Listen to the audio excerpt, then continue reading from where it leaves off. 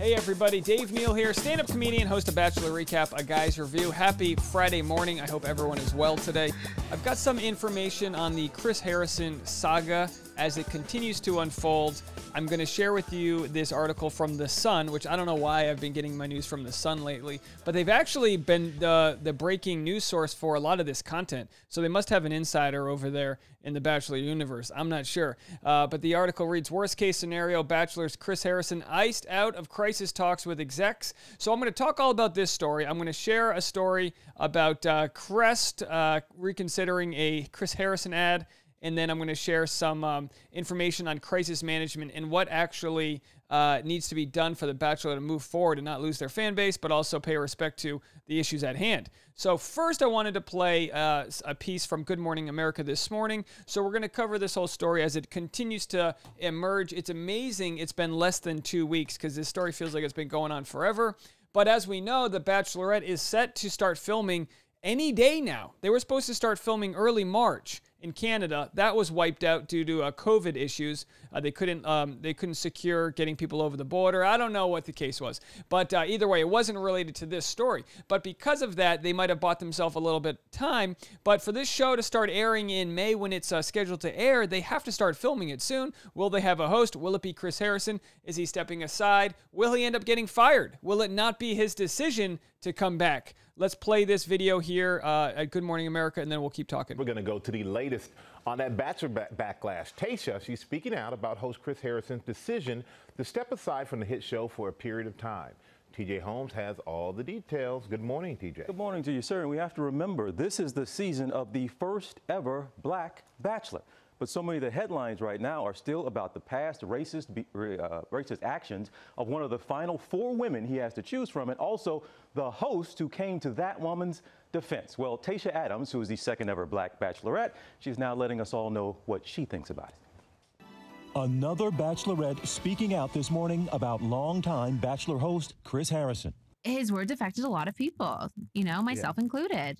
Tayshia Adams, the franchise's second ever Black Bachelorette, speaking on the podcast Clickbait with Bachelor Nation, talking about Harrison's decision to step aside from the show for, quote, a period of time. I think that by him taking ownership and just not just saying issue an apology and then just going back to work the next day like nothing happened, speaks volumes on his behalf. Harrison's apology coming after criticism for defending one of this season's frontrunners, Rachel Kirkconnell.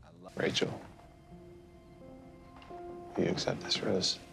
Kirkconnell is at the center of a controversy after pictures of her attending a plantation-themed college party 3 years ago surfaced. Also coming to light, she's shared QAnon conspiracy theories and liked a photo with the Confederate flag. Harrison defended her actions to Rachel Lindsay, the first ever Black Bachelorette. It's not a good look. No, it's not a good, well, Rachel, is it a good look in 2018 or is it not a good look in 2021? It's because not there's a a big good difference. look ever, because she's celebrating the Old South. If I went to that party, what would I represent at that party? After backlash from that interview, Harrison issued an apology, something Tayshia says meant a lot to her. I think after reading his apology, there's a few things that stuck out to me that it hit my heart a little bit more to know that he actually meant what he was saying. Like he said, by excusing historical racism, I defended it, which is the absolute truth. And the fact that he called that out and owned up to that and he acknowledges that means a lot to me. Now, Kirkconnell has issued an apology, a long apology, guys, and in that she acknowledged herself. Her past actions were racist, but she says she wants a chance to prove herself. Tayshia Adams, to her credit, in her statement, she also said people should get a chance to prove themselves as well, talking about Chris Harrison. So he will be in the rest of this season because it was already shot, so you'll see the show go on. All right.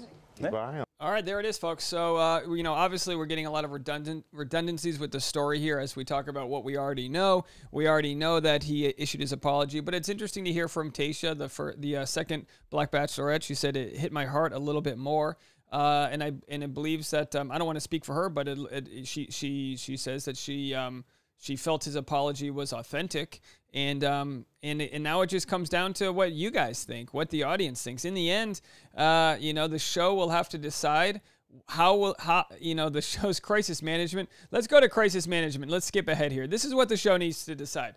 They need to come to a response here. So the pre-crisis phase would be the risk assessment, plan ways to manage crisis, pre-assign a crisis manager. Well, the way to avoid this crisis right now would have been to have years ago had more diversity on the show. That's the way that you avoid a lot of these issues. But because this has been boiling over, because they've had so many issues with a lack of diversity on the show, just because in the last 2 years you've seen some more diversity doesn't mean people aren't looking at this with a magnifying glass saying, where is the representation? So that pre-crisis phase, that's long gone. We can't handle that now. We're in the thick of the crisis. Crisis response. What's the response? Form a crisis response team. Crisis communication with employees, shareholders, public, customers, and media. So essentially, The Bachelor has to report to ABC, and they have to report to all of their sponsors, because if people are writing in and they're going to, people have the power to boycott sponsors that associate themselves with the show if they don't take the proper measures. So for people to just sign petitions to say fire Chris Harrison, and then there's another petition that says keep Chris Harrison or will quit, it's very complicated. You've got two different sides, people that believe Chris Harrison was wrong and he needs to step aside or be fired, and then the other side that's like, we love Chris Harrison, he's like the dad of the show, he apologized, can we move on? And obviously the response has to be balanced, where we see Chris Harrison take actionable change to better himself and also not push away people that were rightfully offended by how that conversation went down. Post-crisis phase. Crisis manager review the future crisis plan. Crisis management team makes the required adjustments, update the final plan. So, to keep problems like this from happening again, which you can never truly keep problems like this from happening, it's to actively engage with the community that you're offending. Actively engage with the community, the minority, people of color, that have a problem with the fact that they're not seeing their representation on the screen. Now, the problem becomes there's only one season of Bachelor, one season of Bachelorette a year. So if they're casting Ben Higgins, this white guy from Iowa or wherever he's from, they're probably going to cast a majority of white castmates for him to have as dating options. It becomes very complicated, very complicated. So the fact that they've waited so long to address these issues, years of not having any diversity in the Bachelor system, it just goes to show that this whole problem is boiled over. As people have said, the more recent issues are just the icing on the cake. And Chris Harrison, as a figurehead for the show, as a host for the show, the fact that he was having that interview with Rachel Lindsay without a PR team behind him, proper educating, not educating him on what he was talking about and kind of ranting about the woke police. I mean, it's a hill I know he didn't want to die on, but that might have been the case. So the Sun reported over here, worst case scenario, Bachelor's Chris Harrison iced out of crisis talks with execs as disgraced host may not return after racism claims. Let's read this article. The longtime face of the series' chance of returning grows thinner, just like his hairline, as he remains at the center of the franchise's ongoing racist accusations. Go down here, scroll. A source exclusively reveals to The Sun that while a decision has not yet been made on whether or not Chris will come back as host, things are not looking good for him. He was originally being included in all conversations on how to proceed, but has been iced out the past few days as execs figure out how to handle this mess. An informant revealed. The insider explains as the backlash continues to escalate on an even larger, more mainstream scale, his chances of coming back grow thinner. Everyone on production in the network agrees this has been a worst-case scenario season, especially given it's the show's first ever Black Bachelor.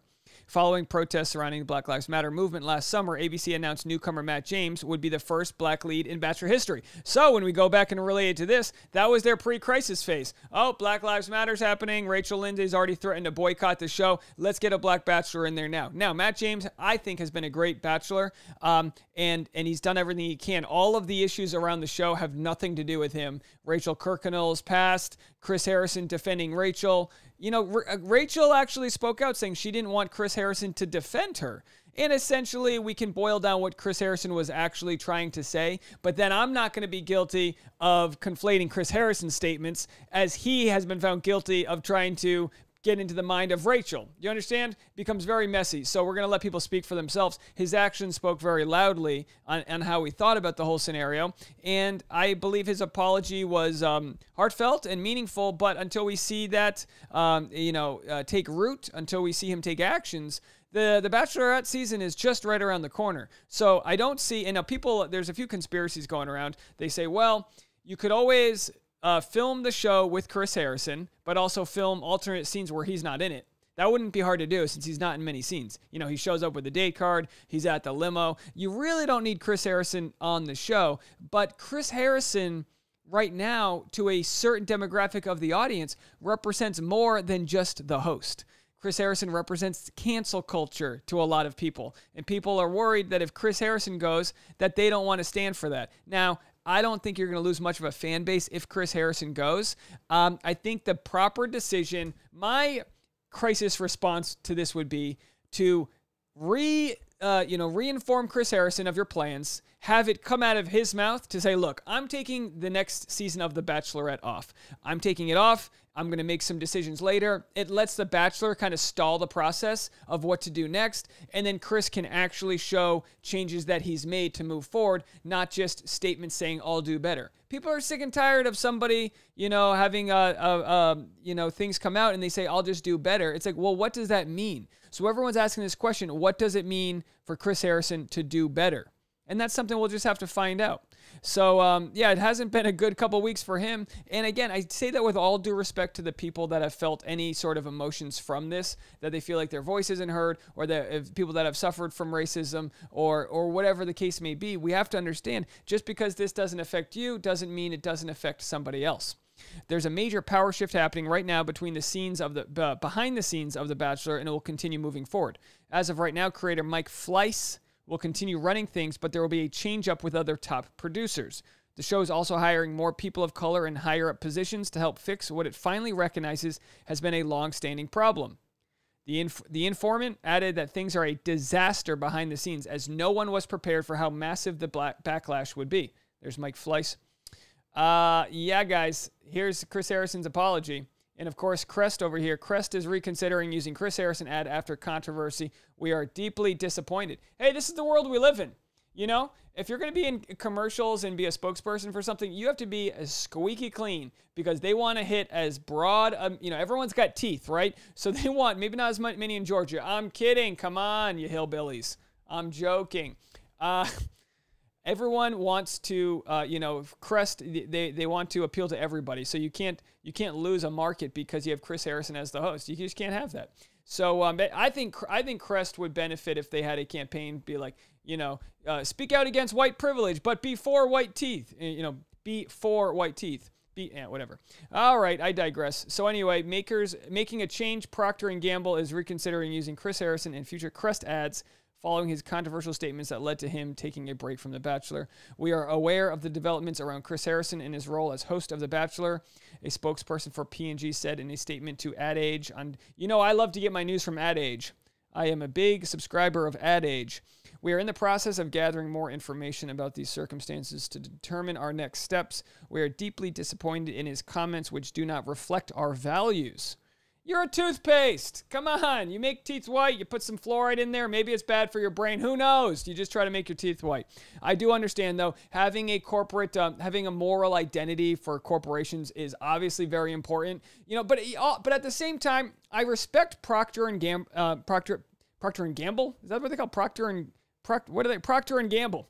I respect them for wanting to take a stance and have social values and all that. But in advertising, I got my degree in advertising. I worked in an ad agency briefly. It didn't work out. But, with advertising, you have to realize, how sexist and racist advertising has been in the past. Because when you're trying to advertise something to a specific type of people, you play into their stereotypes. You really dive into it. So you've got take Unilever. Unilever is a brand is a company just like Procter & Gamble that has a bunch of different brands underneath them. So Unilever owns Dove, and they also own Axe body spray. So on Axe, you're sexualizing. You're saying, oh, if you put on this Axe, body spray on, women will want to bang you. And then Dove saying, if you use our bar of soap, every woman's beautiful. So you have these conflicting messages that happen in advertising. And it's 2021, so a lot of these problems have been solved. A lot of these problems have been kind of cleaned up, and they've gotten to core messaging where all inclusive, everybody's beautiful type of thing. Which if you're selling toothpaste, you don't want to be risque. You want to take zero risks. Your host better be the cleanest, squeaky clean person in the world. And unfortunately for Chris Harrison, that ain't the case right now. That ain't the case. So he's on thin ice, and that's the deal. And like I said before, the questions that we're all going to have are we going to, that Bachelor's going to have to try to solve is how are we going to balance this crowd out that wants him fired versus the crowd that wants him to stick around? And by doing so, how are we going to appease the other side that didn't get what they wanted? And that's going to be something they're going to have to decide very quickly because the show must go on. And they've got to get started on filming the next season of Bachelorette. So let me know what you guys think. Leave a comment. Keep it peaceful. I'll see you guys out there. Bye now.